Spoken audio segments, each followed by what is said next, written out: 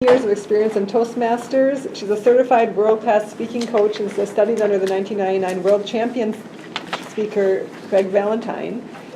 She's a contributing author to the book 15 Concise Strategies to Improve Communication, and she's currently presenting workshops to aid entrepreneurs in developing and delivering a concise, clear, and focused message. So if you're ready to gain some more presentation tools, she's going to be the person to give that to us.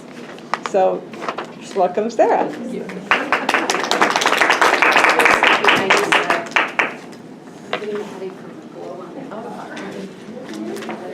1001, 1002, 1003, 1004, 1005, 1006, 1007. 7 seconds. According to a likability study by Albert Moravian, you have 7 seconds whenever you walk into a room or you go up onto stage while people are deciding if they like you or not. But that's okay, because you have another 30 seconds while they decide if they will listen to you or not. If I don't like somebody, but they have good information that I can use in my life, I will begrudgingly listen to them, or excitedly, depending on what they're talking about. So what are you going to do with those 7 seconds, or those 30 seconds? What are going to be the first words out of your mouth? How do you want to move your audience? Because we are all influencers. Whenever you're getting up for a speech, you want to move your audience to someplace else. You either want them to act differently, you want them to feel differently, or you want them to behave differently. So today we're going to talk about those first 30 seconds and how to set it up so that you can have a successful presentation. First thing is, what is your message? Many people kind of wander into their speech because they don't know specifically what they want to say. They kind of get in the middle and then they get going and rolling along. But the first thing you need to do is set up your message. And the easiest way to do that is something called a foundational phrase. Now this is a phrase that will be 10 words or less.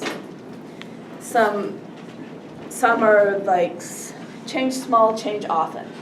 That is Craig Valentine.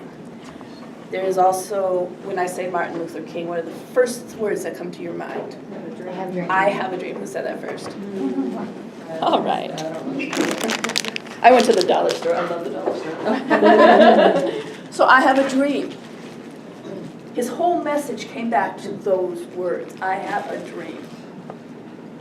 And he didn't use it at the beginning of his speech. He used it halfway through. But he used it 11 times. So you want something that is memorable and something that you can repeat throughout your speech or presentation. Because it's something that you want people to go away with and remember a week from now, a year from now, or decades, like Martin Luther King. I remember another one was round to it. They gave me a little pen. I went to a real estate seminar, and they gave me a little round pen. It was black, had a little gold circle, and it had to it, so it was round to it, get around to it. I don't remember anything else about it, but I remembered the message. So the first thing is have a good message. Next, what are the first words out of your mouth? Well, you don't want to be talking about your credentials. You don't want to talk about, oh, it's so great to be here in Minneapolis, or Maple Grove, or wherever you are. You don't want anything that is common. Because you are not common. Each and every one of you is unique. So you want to be as unique as yourself.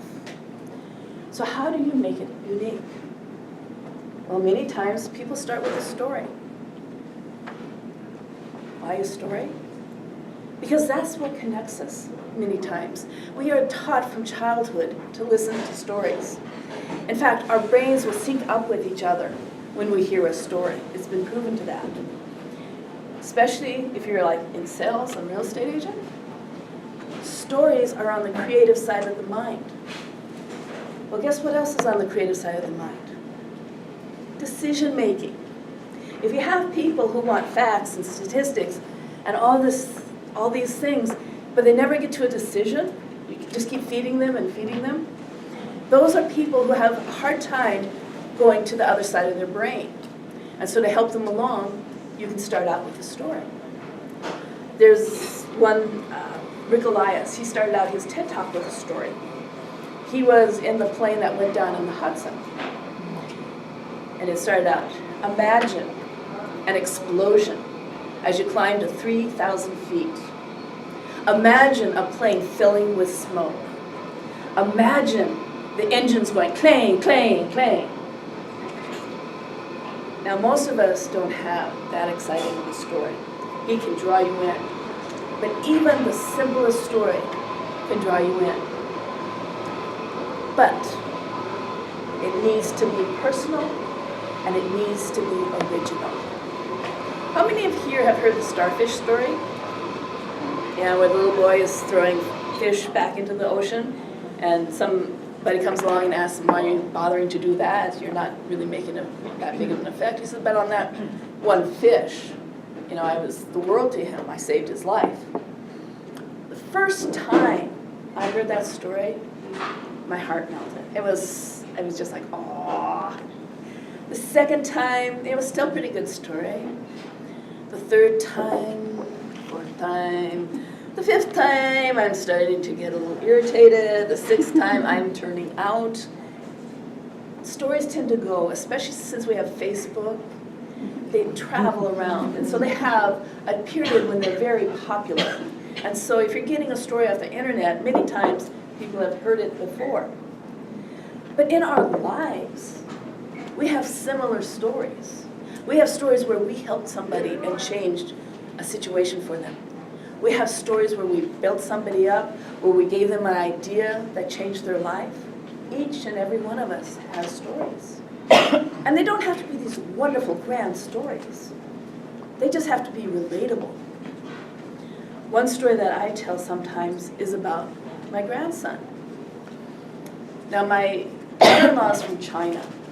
And so the first Christmas, she was so excited because my grandson was 6 years old. And so she got him, sat him down at the kitchen table, gave him some paper, gave him a pen, and said, we're going to write to Santa. And he said, I don't want to. He says, you don't understand. If you write to Santa, he'll give you what you want. No, I don't want to. He says, but why not? And he said, Grandma will give it to me. Now, how many of us can see a little child doing that? That's relatable. We can all get a giggle out of that. It doesn't have to be going up to Mount Everest or whatever. It just has to be unique and personal and something they haven't heard before. And what that does, it makes you look human up here. It shows a little bit about yourself because we're all nosy. I want to know just a little bit more. I want to get a glimpse of your life. Who are you? What do you think about? How do you show up in this world? So a story is a nice way to start. Another might be a statement that is surprising. In another TED Talk by Sally Cohen, she starts out, when I tell people my job, people hate me.